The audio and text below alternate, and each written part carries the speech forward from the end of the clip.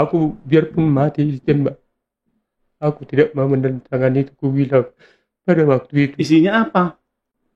Tapi datang anak saya yang di Jambi, dibilangnya, Pak, kalau memang nggak ada kau lakukan, pulanglah. Pada waktu saya dituduh, saya secara pribadi merasa terpukul. Padahal saya selaku penatua masyarakat ataupun penasehat masyarakat, begitu datangnya tuduhan itu, saya sering menangis. Melakukan seksual, memasukkan jarimu. Setelah puas kau katanya, dibacakanlah menjadi pemerkosaan, memasukkan alat kelamin. Assalamualaikum warahmatullahi wabarakatuh.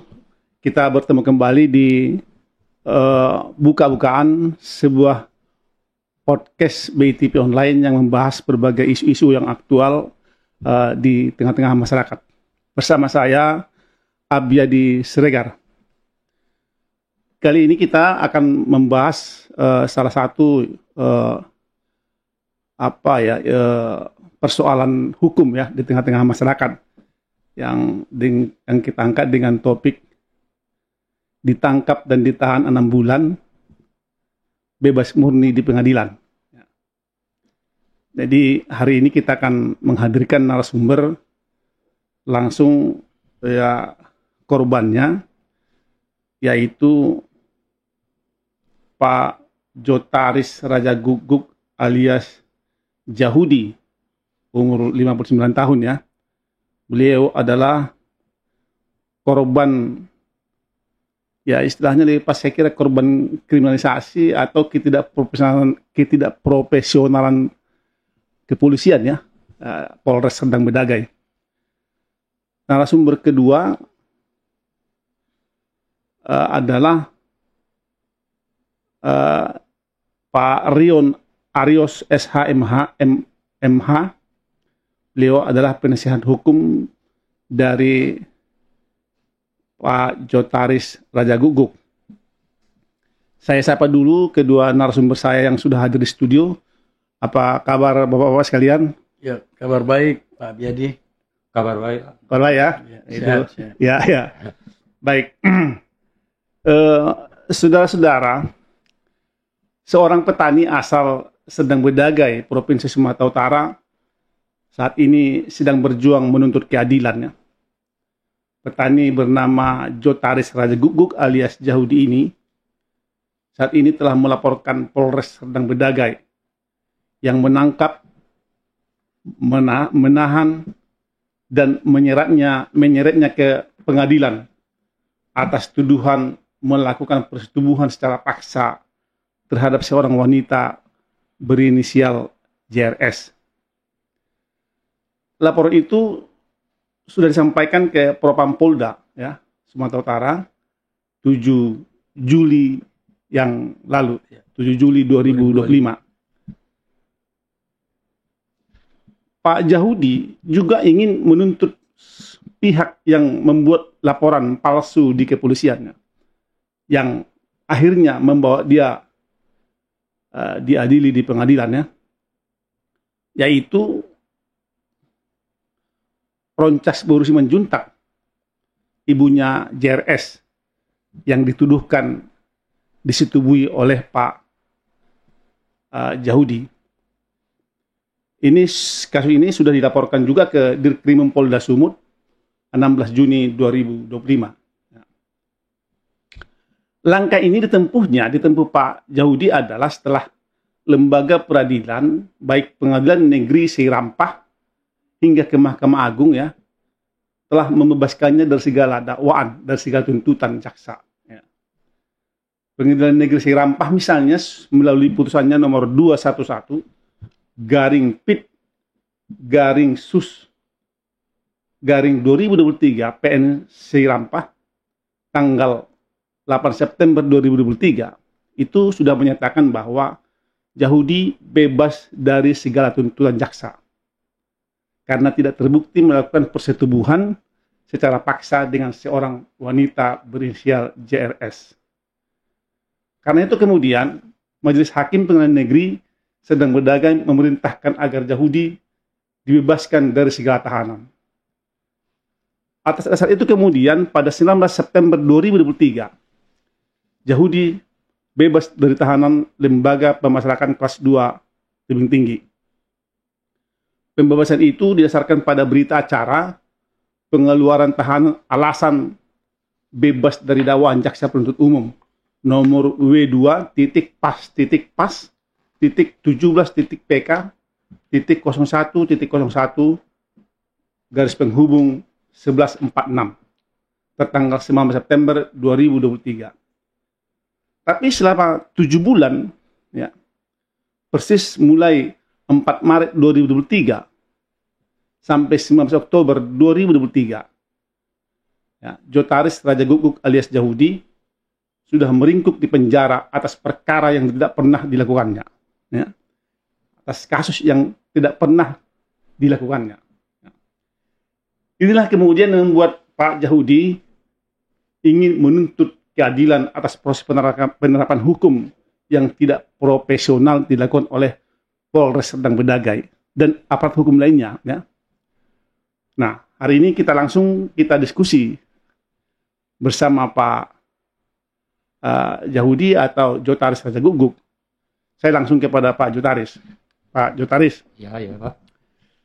Saya ingin mau tahu, sejak kapan sebetulnya Bapak mengetahui, ya, sejak kapan Bapak mengetahui dituduh melakukan pelecehan seksual itu?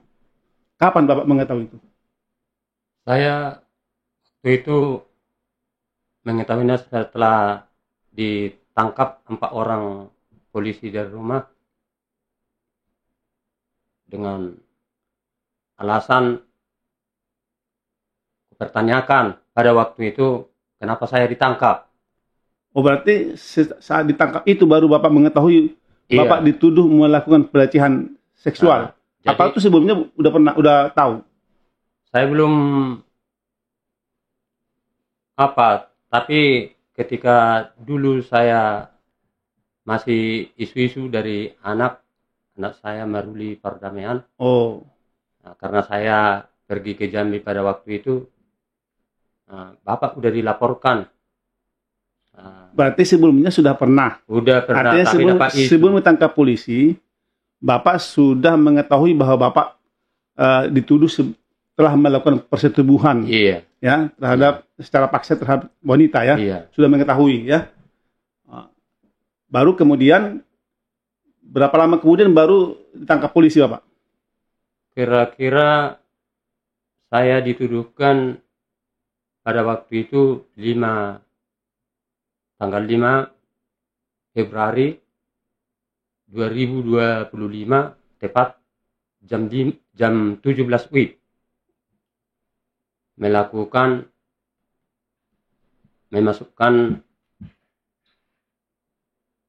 jari tangan saya ke alat kelamin perempuan itu. Ya, jadi sebelum Bapak ditangkap sama pihak kepolisian, Bapak sudah mengetahui bahwa Bapak dilaporkan atau dituduh melakukan pelecehan seksual. Iya. Sudah, ya.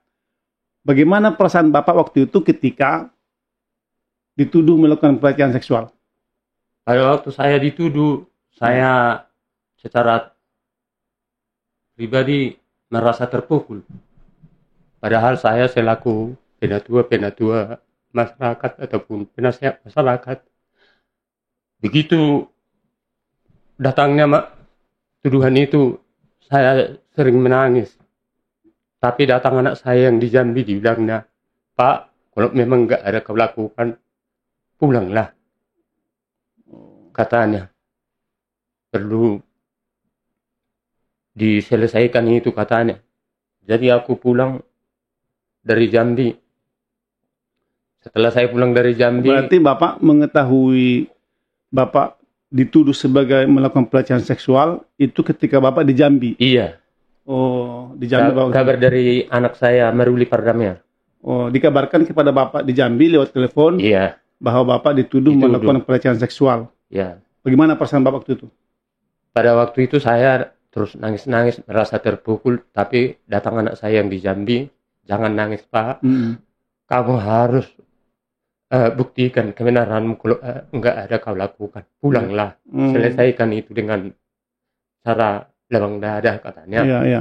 Jadi sesudah itu saya pulanglah pada waktu itu. 1 minggu saya di rumah, datanglah polisi 4 orang jam 7 malam, jam 7 sore, malam. Terus Tanggal berapa? Kira-kira tanggal berapa itu? Polisi datang. kira-kira tanggal 3 Bulan bulan 3 tahun 2023. 2003. Oke. Jadi 3 bulan 3 2003.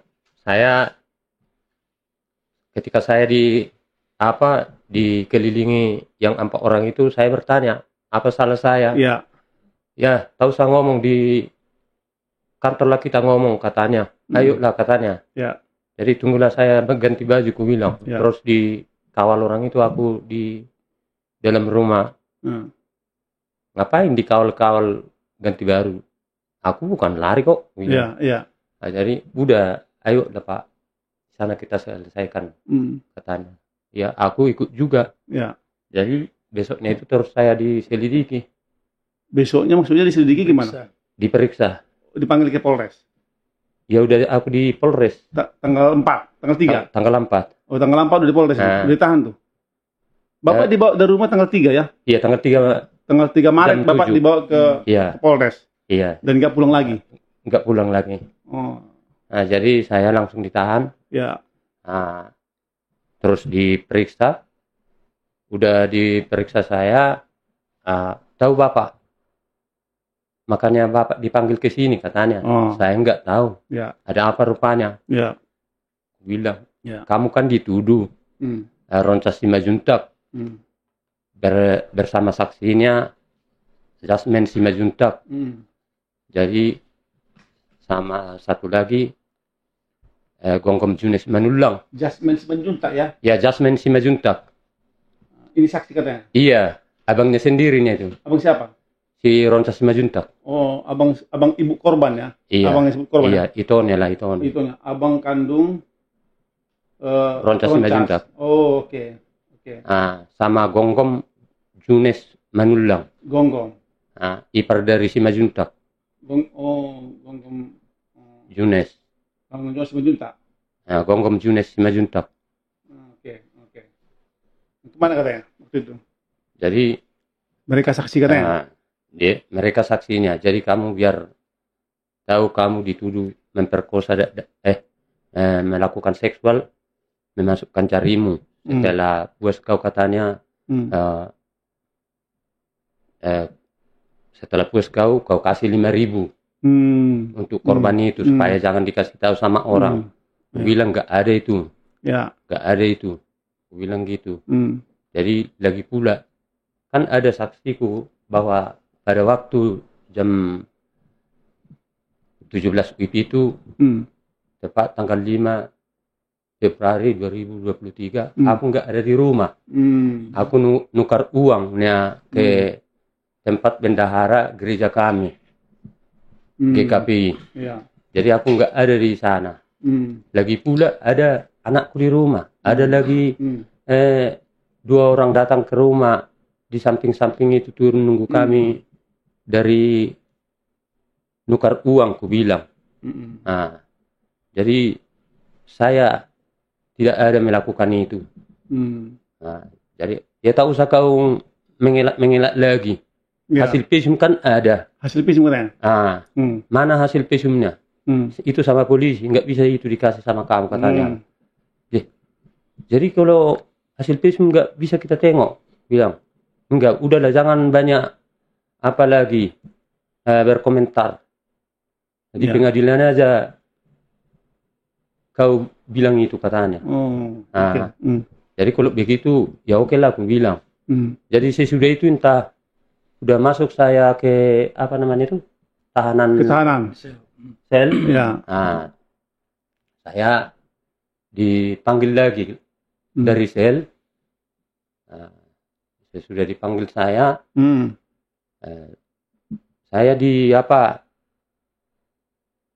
dibilang biar jumpa sama korban katanya. Nah, sesudah itu dipertanyakanlah korban itu. Dipertemukan. Nah, dipertemukan saya dengan dia. Sudah dipertemukan, yang membawa anaknya itu bapaknya si korban sama keluarganya Anto Siringo-Ringo sama Jasmine Simajuntak. Nah, sesudah itu dia diminta polisi lah keterangan dari anaknya itu. Tapi lantaran anak itu tidak menjawab polisi itu, datang bapaknya langsung mengajari. Katakan yang seperti yang kukatakan di rumah itu katanya. Oh gitu katanya. Iya. Bapak dengar itu? Ku dengar ku apa polisi itu, Pak. Kok bisa kayak gitu? Diajari langsung, ku bilang. Udah Bapak diam aja, kan kau udah selesai diwawancarai katanya. Udah diperiksa, diselidiki. Kata dia. Jadi aku merasa terpukul lah. Siapa nama polisinya waktu itu ngomong? Si Hotang. Marga si Hotang? Iya. JR si Hotang. JR si Hotang? Iya.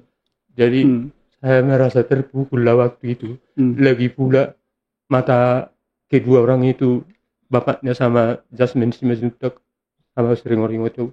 Dia ngomong juga, Anto Siringo-Ringo itu. Pesum menentukan bulat katanya. Ngelak lagi kau katanya. Ya udah, kalau Pesum menentukan, buktikanlah, aku bilang. Biarin. Tahu sama aku kata dia. Jadi aku tinggal diam aja lah, Pak. Lantaran kita cuma sendirian kan. Ya. Nanti kan aku terus berpikir dengan yang tidak-tidak. Nanti aku dibawa nggak ada CCTV. Jadi hancurnya aku pikiranku pada waktu itu. Jadi saya merasa terpukul lah. Sesudah itu yang sesudah saya menjalani. Jadi perempuan yang dituduh sebagai korban itu diajari, katakanlah seperti yang kukatakan tadi. Apa? Iya, kayak gitu dibilangnya. Makanya aku terus terpukul, kok bisa jadi bapaknya yang ngajari. Bapaknya yang ngajari ya? Iya, bapaknya langsung. Jadi sesudah saya mau di kejaksaan, mau berangkat ke lapas. Jadi pada waktu itu saya disuruh hakimnya menandatangani keberangkatan itu kan. Aku tidak mau. Aku biarpun mati ditembak, aku tidak mau menandatangani itu, ku bilang pada waktu itu. Isinya apa? Itulah ada di situ, memasukkan jari tangan. Sesudah itu jaksa itu bukan hakim. Iya, jaksa ya. Iya, jaksa, maaf jaksa. Jaksa menyuruh Bapak menandatangani surat. Saya tolak. Yang isinya bahwa di situ tertulis bahwa Bapak katanya melakukan pelecehan seksual itu dengan cara memasukkan jari ke vagina perempuan ya. Oke. Jaksa. Jadi sesudah itu saya sampai di lapas, di sidang pertama. Tapi tetap Bapak nggak mau tanda tangan ya? Dibikinlah surat penolakan tanda tangan. Ada saksinya, saksi saya situ. Itu Bapak teken ya? Bapak saya teken. Saksinya pada waktu itu saya di borgol bersama-sama karena saya kurang jelas membaca. Suruh dibacakan apa ini, melakukan seksual, kau masukkan jari tangan. Gak ada itu, aku bilang. Jadi repotlah jaksanya datang menjumpai saya. Pak, tolong dulu sini. Ini teken dulu penolakan tanda tangan katanya. Jadi ku tanda tangani penolakan tanda tangan pada waktu itu. Tapi saya terus dibawa. Sesudah saya di lapas, tepatlah persidangan pertama dibacakan hakimnya itu yang membaca kurasa. Lantaran kurang jelas karena online pada waktu itu, saya nggak tanda orangnya yang bicara gitu. Jadi dibacakanlah menjadi pemerkosaan, memasukkan alat kelamin, dan saya mengikat dengan tali plastik katanya. Di awalnya jari. Iya, jari. Tapi di persidangan disebut melakukan pemerkosaan, memasukkan alat kelamin. Dalam dakwaan jaksa itu. Dalam dakwaannya. Iya. Jadi memasukkan alat kelamin dan anak itu saya ikat dengan tali plastik. Sebelum mundur sedikit, ketika pemeriksaan di polisi di Polres Serdang Bedagai, Bapak nggak didampingi pengacara? kuasa hukum, penasihat hukum. Oh itu memang saya dalam pertama diminta keterangan penyelidikan, Ya, saya sendirian. Selama tidak didampingi. tidak ada yang mendampingi, tetapi sesudah saya mau dipoto, Ya, itu mau udah dikasih kertas ya, apa itu, kami mau berangkat ke foto itu, ada datang satu orang, ya, entah polisi, saya nggak tahu kan, ya, pertama itu. ya. Jadi dia tanda tangani, ku tengok, siapa itu yang nanda tangan itu? Ya, Ngapain dia itu? Kataku, ya. datang polisi itu pengacara. Kalau mau kau itu pengacaramu nanti di persidangan ya. Padahal dari awal dia tidak ada ya? Nggak ada sama sekali. Dia sumpah demi Tuhan aku ngomong tidak ada itu. Jadi saya nggak perlu pakai pengacara. Saya sudah hampir 2 minggu. Aku suruhlah anak untuk mencari pengacara untuk membela. Itu setelah 2 minggu Bapak di polisi, ditahan atau di jaksa? Ditahan di polisi. Baru datanglah pengacara Saiful Ihsan. Iya. Terima kasihlah sama Bapak Saiful Ihsan. Saya bisa dibantu. Saya sudah di persidangan. Jadi sebentar. Jadi tadi nggak dampingi pengacara, tapi kemudian dalam laporan yang melaporkan Bapak sebetulnya siapa ini? Yang melaporkan saya Ronca Simajuntak. Ini siapa? Ibunya Jessica. Ibunya perempuan yang dituduhkan Bapak lecehkan ya? Iya. Oh, berarti ibunya. Ibunya. Yang serta 2 saksi. Saksi itulah saksi itu tanya tadi si siapa? Jasmine Simajuntak dan Gonggong Junes Simanjuntak. Iya. Mereka disebut Simanulang. Ya, Gonggong Simanulang. Iya. Mereka saksi. Iya. Di kepolisian ya. Iya. Oke. Oke. Di pengadilan tadi terus gimana? Di pengadilan tadi? Di pengadilan tadi ternyata Bapak disebutkan katanya tadi di kepolisian melakukan alat jari tangan. Setelah puas saya berikan 5.000 pulang. Oke. Tapi dalam persidangan jaksa menuntut dalam pengadilan jaksa menuntut pada waktu itu memasukkan alat kelamin. Saya sudah puas, saya kasih 5.000 supaya jangan dikasih tahu sama orang, dan juga saya ikat anak itu dengan tali plastik. Itu dakwaan jaksa ya? Dakwaan jaksa. Tetapi saya sudah di persidangan, dipanggillah orang itu, dikatakan Ronca Simajuntak kepada yang mulia hakim, saya ikat dengan pakai kain. Ada 2 keterangan berbeda berarti ya? Udah dia yang melapor. Saya, dia pula yang mengatakan saya ikat dengan pakai baju. Disitulah saya merasa terpukul habis. Masalah keadaan yang menimpa saya selama 6 bulan lebih. Jadi saya merasa terpukul lah. Harga diri saya pun merasa difitnah atas tuduhan palsu menurut saya yang tidak sesuai tuduhan itu bagi saya. Jadi saya minta tolong sama Bapak pengacara saya Rion Aritonang supaya bisa mendampingi saya untuk melanjutkan atas tuduhan sama saya supaya nama saya dipulihkan kembali di mata masyarakat, terlebih di dalam keluarga kami sangat-sangat buruk. Seperti saya sudah tua, sudah punya cucu 11, dituduhkan pula seperti itu, keluarga saya pun merasa malu. Jadi supaya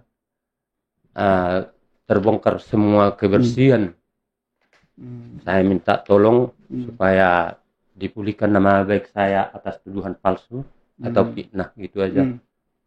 Jadi ternyata setelah mulai dari awal di polisi, akhirnya sampai ke pengadilan. Pengadilan akhirnya sudah memutuskannya bahwa tidak terbukti melakukan persetubuhan secara paksa ya kan? Iya. Artinya sudah tuduhan itu tidak benar, Iya, bebas sudah murni. diuji di pengadilan, bebas Iya, murni. Ya Bebas kan? murni. Perasaan Bapak bagaimana sekarang? Kalau memang saya berterima kasih kepada hakim yang mulia, betul-betul lah dia hakim yang mulia yang bisa menelusuri masalah perkara saya ini. Ya, Biarpun saya mengeluarkan air mata itu bagi saya kesenangan lah ya, yang kudapatkan. ya, ya. Tetapi saya berterima kasih kepada jaksa hakim, kepada hakim sama kawan-kawannya karena bisa terdapat kebenaran dalam pelaksanaan tugas mereka. Ya, Itulah yang saya harapkan supaya saya dipulihkan nama baik saya. ya. Makanya saya melapor ke Polda dan juga Propam. Pak Jahudi, kira-kira Bapak kan menyebut ini rekayasa, fitnah, ya kan? Tuduhan palsu. Iya. Kira-kira menurut Bapak apa kira-kira kepentingannya buat mereka untuk menuduh Bapak melakukan hal keji ini? Kira-kira apa? Apakah ada misalnya, ya misalnya kalau ya heran juga saya, kenapa Bapak menurut Bapak? Kalau saya tidak merasa tahu lah Pak dari tuduhan saya karena saya kan Ya, bingung kenapa saya dituduh. Padahal saya dalam persidangan orang itu mengakui juga di pengadilan bahwa saya seorang penasehat atau Raja Perhata. oh Bapak Raja Perhata juga? Iya, di marga-marga kami. Lagi pula saya penasehat di STM Serikat. Dan juga kami sama-sama satu STM. Makanya saya bingung. Mereka mengakui juga saya orang-orang baik. Tapi orang-orang baik dibilang orang itu seolah-olah untuk melecehkan saya lagi itu. Iya. Jadi Bapak sebagai Perhata, ya kan? Iya. Bagaimana sekarang pendapat marga atau apalah adat kepada Bapak itu? Memang pada waktu saya di dalam semua orang ya mungkin bencilah nengok kita. Tapi setelah saya keluar, gereja pun udah sempat mengeluarkan saya dari gereja. Oh, sempat Bapak dikeluarkan? Iya. Itu karena kasus ini sempat Bapak dikeluarkan di gereja. Tidak jangkat lagi satu gereja. Tetapi setelah saya keluar, datanglah Pak Pendeta minta maaf terlampau cepat melakukan keputusan itu. Ya. Jadi di STM kami pun saya sudah aktif seperti biasa dan juga di marga-marga kami. Sudah berapa kali saya dibikin jadi Raja Perhata gitu. Raja Perhata ya? Iya, Raja Perhata. Orang Batak penasehat. Apa itu istilahnya? Kalau penasehat itu. Raja penasehat ya? Protokol. Oh, protokol atau penasehat. Kalau bahasa Indonesia aja apa itu? Perhata ini kira-kira memberikan arahan-arahan nasihat ya? Iya, penasehat. Raja adat. Jadi Raja Perhata, Raja adat Bapak di marga ya? Di kampung ya? Iya. Dituduh melakukan pelecehan seksual. Itulah membuat saya terlampau merasa begitu kejam kali tuduhan itu. Ya. Pak Jahudi, sekarang seperti di awal tadi bahwa Bapak berencana untuk menuntut keadilan, ya kan? Menuntut keadilan atas semua tuduhan rekayasa kasus ini, ya kan? Yang telah mencemarkan nama baik Bapak, ya kan? Siapa yang akan Bapak tuntut? Kalau memang yang saya tuntut karena saya lihat di dalam penangkapan saya begitu tidak betul-betul dilaksanakan oleh kepolisian, bahkan saya membantah tuduhan itu seolah-olah tidak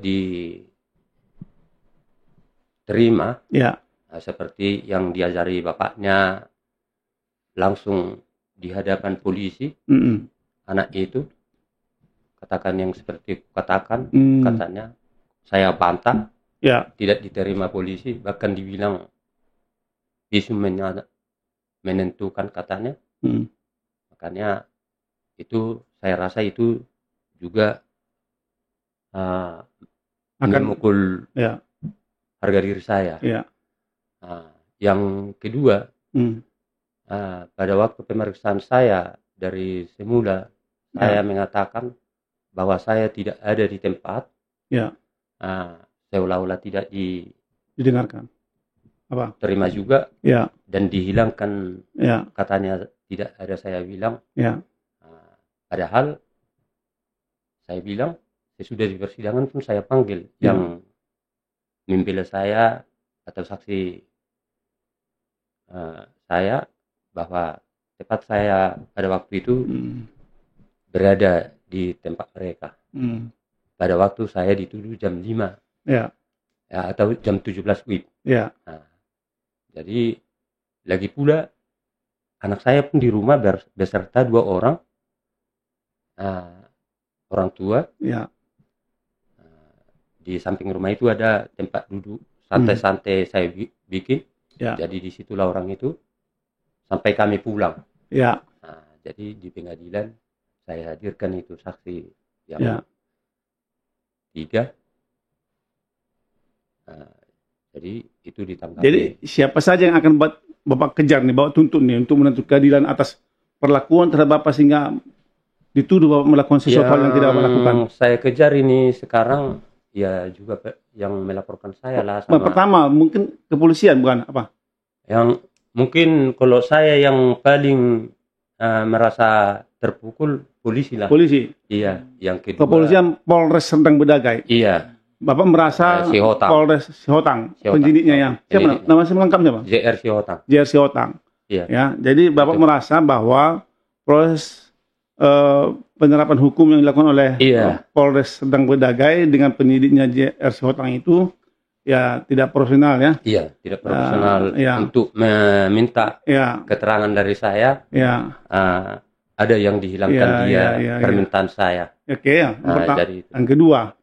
Yang kedua ya yang melaporkan saya bersama saksi-saksi yang melaporkan Bapak itu siapa sih? Ronca Simajuntak. Sama 2 saksi. Saksinya kedua saksi Jasmine Simajuntak. Jasmine Simajuntak dan Gonggom Junes Manulang. Karena mereka itu saya keberatan juga lantaran di persidangan tidak dihadirkan kepolisian. Padahal mereka saksi. Saksi di polisi. Tapi ternyata tidak dihadirkan selama proses persidangan. Tidak dihadirkan selama proses persidangan. Yang dihadirkan jadi orang lain. Yang bukan saksi sebenarnya. Yang bukan saksi. Saya tahu bahwa itu saksi. Yang saya tahu dalam secara tertulis. Ya itulah. Jasmine Simajuntak sama Gonggom Manulang. Berarti ada 3 yang Bapak laporkan. Ada yang lain? Ya, kalau memang cuma itulah yang bisa saya terangkan. Apakah sudah buat laporan ke kalau mau laporkan ke polisian tentu ke Propam. Sudah Bapak laporkan? Sudah, pertama saya laporkan ke Polda. Propam Polda ya. Tapi karena saya tahu bahwa pengacara saya dulu bilang tak usah, kalau memang nanti laporan kita udah bisa yang di persidangan, tak usah kita laporkan yang tidak nampak katanya. Karena aku bilang itu Jasmine Simajuntak sama Gonggom Junes Manulang harus dilaporkan lah Pak, aku bilang. Karena itu yang menuduh saya. Tapi kan di persidangan tidak ada kata pengacara saya. Oke lah. Dari sini pun kita udah bisa apa katanya. Jadi kami laporkanlah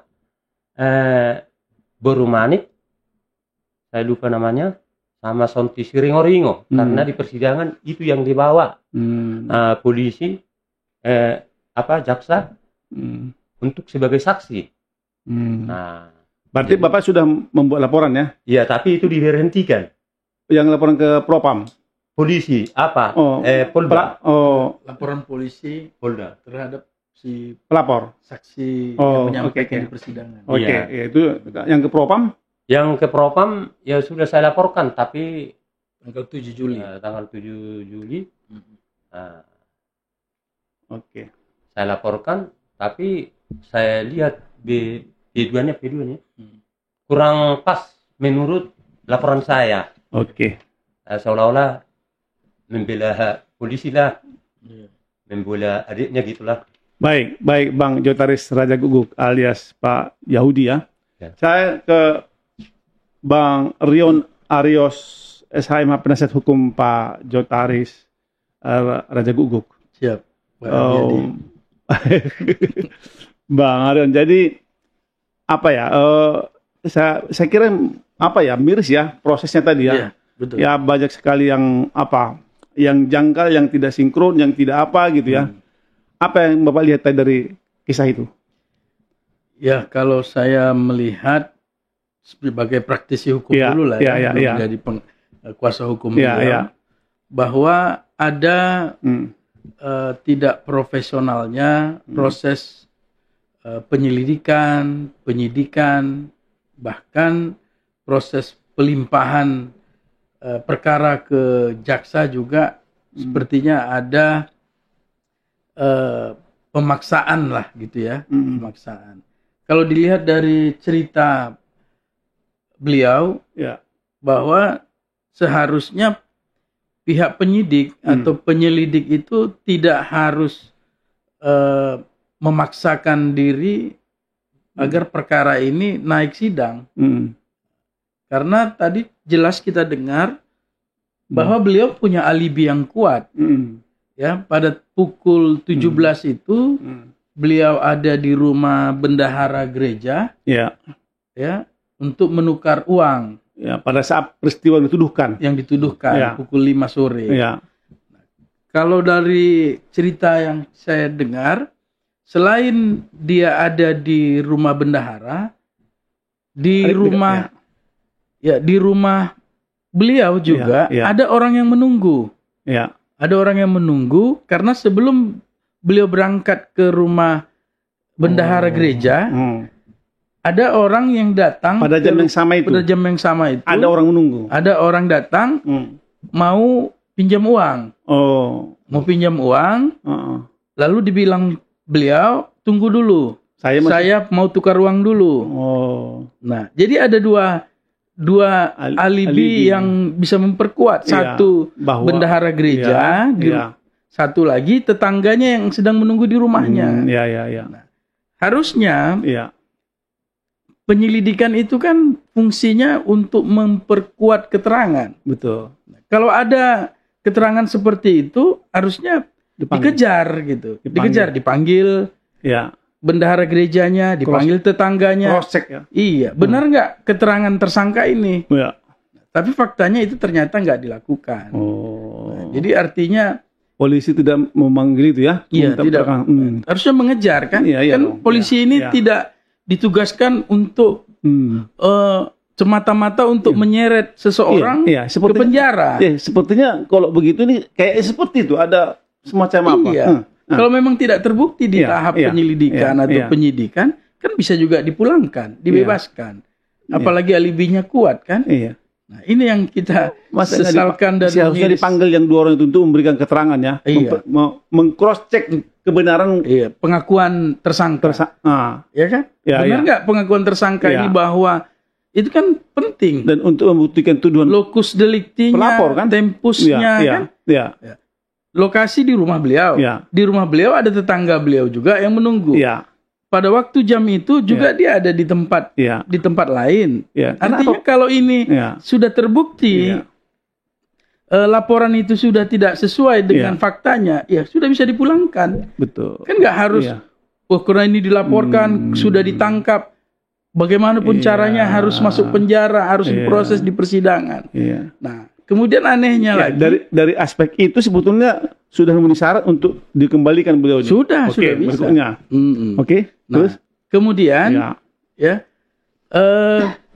setelah itu sudah sampai juga ke P21 di tingkat kejaksaan.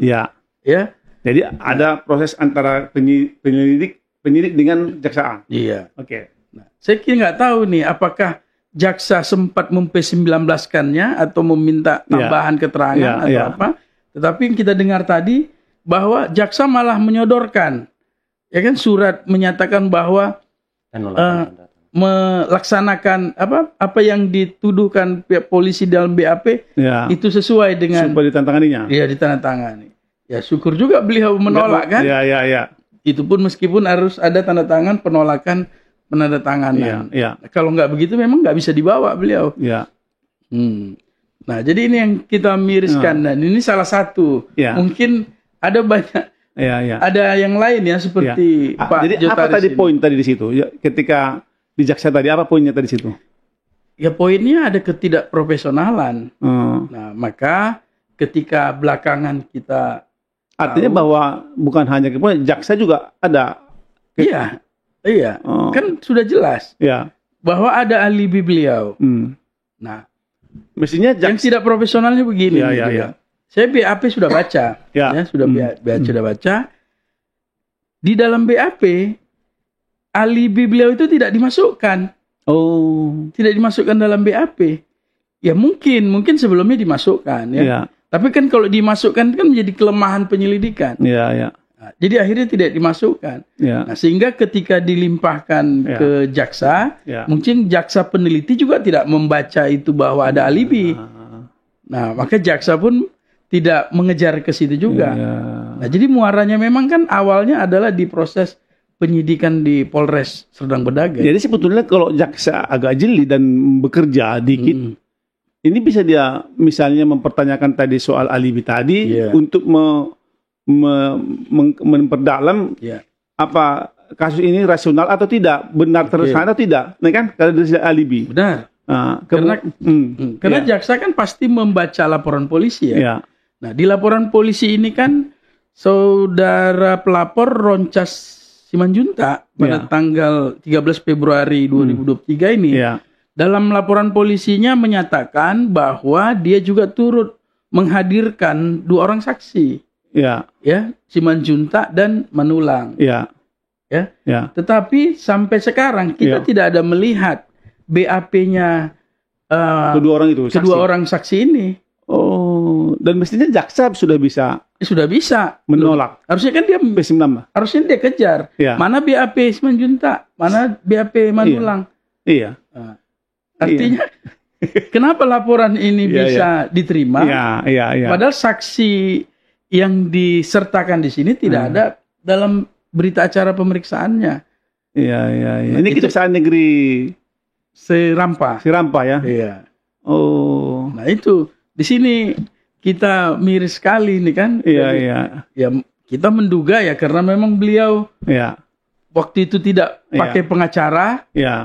Tapi kan harusnya mau pakai pengacara mau tidak pakai pengacara, polisi kan harus tetap profesional.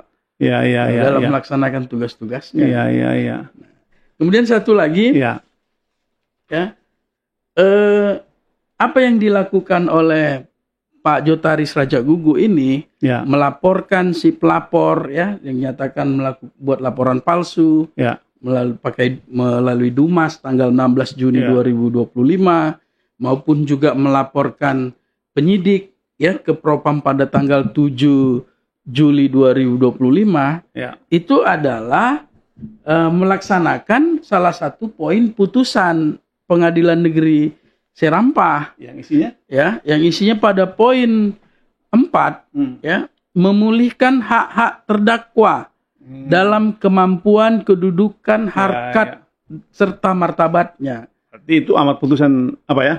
Pengadilan Negeri yang juga diperkuat dengan Mahkamah Agung kan dalam kasasi.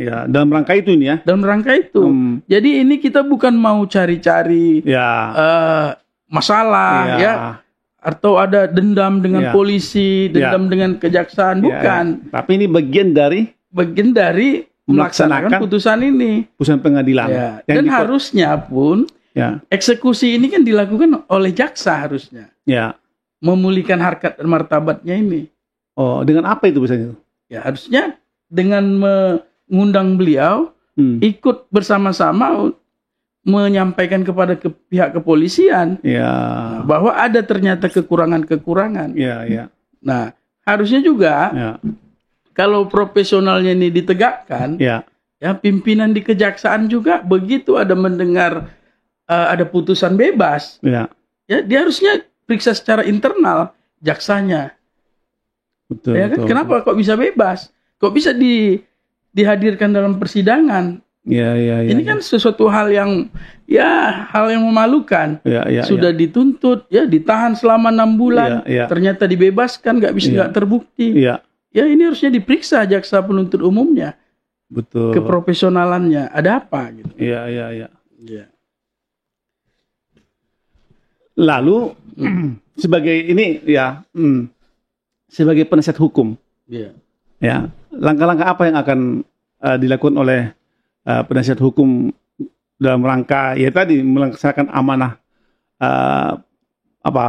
putusan pengadilan tadi itu perintah putusan pengadilan. Tadi sebutkan bahwa sudah melapor ke Propam ke Propam gimana detailnya gimana nih? Jadi yang di Propam sejak kita tanggal 7 Juli 2025 melapor, beliau juga sudah diperiksa sebagai pelapor. Diperiksa. Ada 3 poin yang kita sampaikan pada saat itu bahwa penyidik Ibtu Imade Dwi Krisnanda STRK MH selaku Kanit dan Aibda JR Sihotang SA penyidik pembantu Satreskrim Polres Serdang Berdagai, kita duga tidak melakukan profesinya dengan yang benar. Salah satunya adalah tersangka yang ancaman hukumannya di atas 5 tahun itu wajib didampingi oleh pengacara atau penasihat hukum. Wajib ya? Wajib. Diatur dalam KUHP. KUHP, maaf. Nah, pada saat itu kita dengarkan juga tadi bersama-sama bahwa beliau diperiksa oleh penyidik dalam hal ini JR Sihotang tidak ada didampingi seorang pun penasihat hukum. Meskipun faktanya di dalam BAP ada tanda tangan penasihat hukum. Ada ya? Iya. Jadi intinya kan mendampingi penasihat hukum, bukan tanda tangan penasihat hukum di BAP. Ini harus berbeda. Kalimatnya jelas mendampingi Mendampingi pada saat diperiksa. Bukan hanya membubuhkan bukan menandatangani dalam BAP. Nah, memang inilah dilemanya beliau juga. Beliau juga tidak bisa membuktikan bahwa pada saat itu dia tidak didampingi. Karena kalau diperiksa ini kan boro-boro tersangka moto kan. Wartawan aja belum tentu boleh moto. Iya kan? Apalagi tersangka pula. Foto dulu kita lagi diperiksa. Mungkin ini dilemanya. Nah, inilah diuji kejujuran dan profesionalan penyidik. Nah, dalam kemudian kedua, saksi-saksi yang harusnya meringankan beliau itu tidak diakomodir oleh penyidik untuk dihadirkan. Kalau dihadirkan, saya yakin beliau tidak lanjut ke persidangan, tidak diseret jaksa juga untuk adu persidangan Kemudian saksi korban yang tadi dibilang tadi bapaknya bapak saksi korban tadi nyata-nyata saksi yang disebut korban lah nyata-nyata mengajari anak itu ketika dalam proses pemeriksaan. Dalam proses itu. Ketika tadi kalimatnya katakan apa yang saya ajarkan tadi. Nah ini kan luar biasa kan. Dan ini dibiarkan juga oleh penyidik. Ketika ditanya malah dimarahi Iya malah dimarahi. Visum yang menentukan, kemudian kamu sudah saya periksa, jangan protes dan lain sebagainya. Sebagai kita warga. Bahkan ada orang lain yang ikut campur kan, si apa tadi Anton Siringo-Ringo, yang tidak ada kompetensinya di dalam perkara itu, kenapa bisa ikut campur di situ? Harusnya kan steril juga dong. Betul. Kenapa keluarga beliau nggak bisa? Kenapa keluarga korban bisa? Nah ini hal-hal seperti ini yang ke depan yang menjadi PR kita lah Kita bukan benci polisi Bukan. Tapi karena sayangnya kita sama polisi, maka oknum-oknum seperti ini harus didisiplinkan. Gitu. Ya. Soal laporan terhadap pelapor-pelapor itu tadi kan laporan ke Propam. Ya.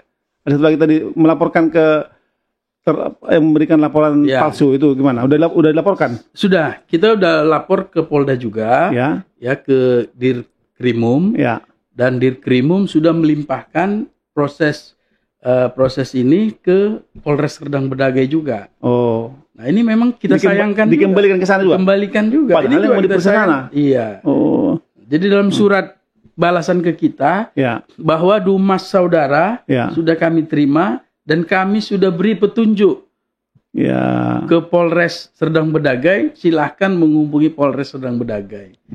Malah dikembalikan ke Sergei. Nah itu dia. Polres Sergei. Iya. Padahal yang mau diperiksa adalah personalnya. Pelapor bukan. Pelapor yang membuat laporan kita duga membuat laporan palsu. Harusnya dipanggil aja ke Polda kan. Kan nggak mungkin yang memeriksa Serdang Bedagai juga sama aja buka borok sendiri kan. Nanti tohang pula yang ngurus lagi. Itu. Iya begitu. Nah ini yang kita sayangkan. Harusnya biarlah tetap di Polda kan. Nah, supaya bisa lebih steril lah kita bilang. Nah, jadi yang meriksa bukan orang-orang yang saling mengenal gitu. Nah satu lagi mungkin sampai sekarang kita masih berharap bahwa saksi-saksi Junes Manulang sama Jasmine Simajunta ini dipanggil. Oke lah sudah dilimpahkan Polres Serdang Bedagai kita berharap Polres Serdang Bedagai ini memanggil saksi-saksi ini, apa yang dia ketahui. Kok bisa dia bersedia sebagai saksi pada saat itu untuk memenuhi syarat beliau jadi tersangka? Karena kalau tidak ada mereka berdua, beliau juga nggak akan jadi tersangka kan? Apa yang dia tahu Apa yang dia tahu atas peristiwa itu? Iya. Apakah disaksikannya atau apa? Iya. Atau si anak mungkin ada cerita ke dia atau apa? Nah, ini kita. Karena kalau tidak ada mereka berdua, beliau nggak jadi tersangka. Itu nggak terungkap Nggak terungkap sampai sekarang. Karena nggak ada BAP-nya. Iya. Dan di dalam putusan, di dalam putusan juga BAP mereka tidak ada.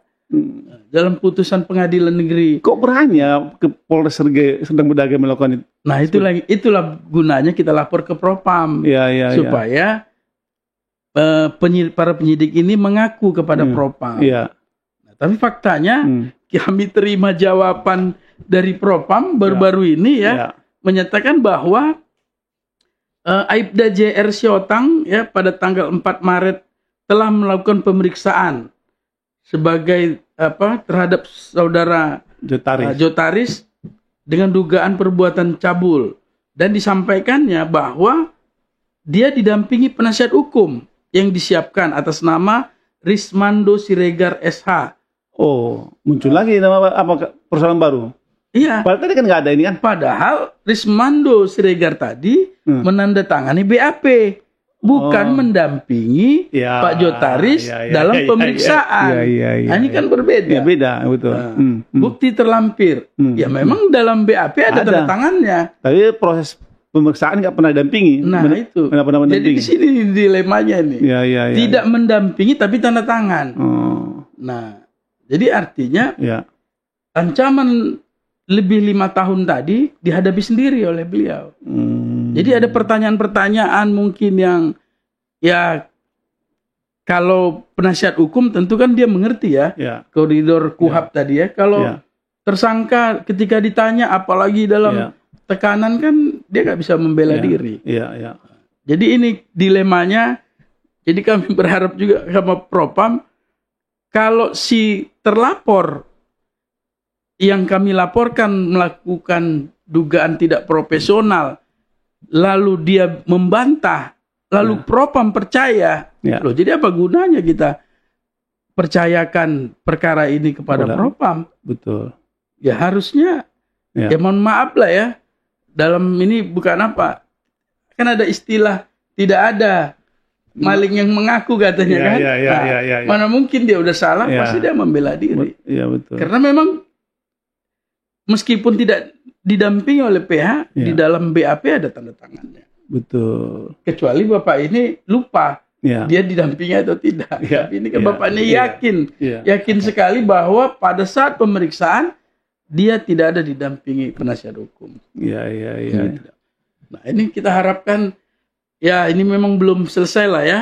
Jadi kami berharap pada Pak Kapolda Sumatera Utara, ya kemudian Pak Kapolres Serdang Bedagai, ya untuk kembali meninjau perkara ini sehingga hal ini menjadi pembelajaran yang baik kepada kepolisian Republik Indonesia agar ke depan tidak ada lagi masyarakat seperti beliau yang mengalami kriminalisasi, ya menjadi korban. Dan bahkan harusnya negara ini harusnya berperan penting, ya turun menjemput beliau, menanyakan apa kerugian beliau selama ini. Betul. Karena memang dalam undang-undang memang ada dijelaskan, ya orang yang salah tangkap, ya itu harusnya mendapatkan kompensasi oleh negara. Ada diatur ya? Ada diatur. Tapi fakta sampai sekarang malah beliau sekarang memperjuangkan hak-hak dan keadilannya pun masih dipersulit dengan surat dari Propam ini. Iya. Jadi ada dugaan kriminalisasi, ada rekayasa. Ya. Ada ketidakprofesionalan. Ini akhirnya kan begini, yang dilakukan oleh kepolisian, ada dugaan kriminalisasi yang dilakukan oleh kepolisian, diduga dilakukan oleh kepolisian dalam menangani perkara, dan juga ada dugaan rekayasa dan menggambarkan ketidakprofesionalan. Ini kan menjadi sesuatu hal yang sekarang digugat oleh masyarakat yang digugat oleh publik, yang digugat oleh masyarakat, keprofesionalan kepolisian, ya kan? Sepertinya ini nggak pernah tuntas ini soal keprofesionalan kepolisian, sehingga kemudian sekarang publik atau masyarakat mendesak untuk dilakukan reformasi kepolisian. Pendapat Bang Arion? Iya, kita tentu sangat mendukung ya ada reformasi di kepolisian. Ya sudah banyak lah kita dengar ada istilah promotor, presisi, Nah, tujuan dan target pihak kepolisian untuk presisi, kalau hal-hal seperti ini masih terjadi, itu jauh dari harapan. Karena target terpenting adalah orang-orang kecil seperti ini. Kalau orang-orang kecil seperti ini sudah tidak lagi menjadi korban kriminalisasi atau digunakan oleh oknum-oknum menggunakan hukum ini untuk menjolimi orang, nah ini berarti belum berhasil pihak kepolisian. Jadi reformasi kepolisian itu ya harus dimulai dari hal-hal seperti ini. Penyidik-penyidiknya harus profesional. Jangan lagi bisa digunakan untuk kepentingan-kepentingan perorangan, tapi harusnya menjadi kepentingan hukum. Hukum itu kan tidak pilih-pilih. Betul. Tegakkan saja hukum, apapun yang terjadi ya itulah hukum. Kalau memang kemudian satu lagi paradigma paradigma dan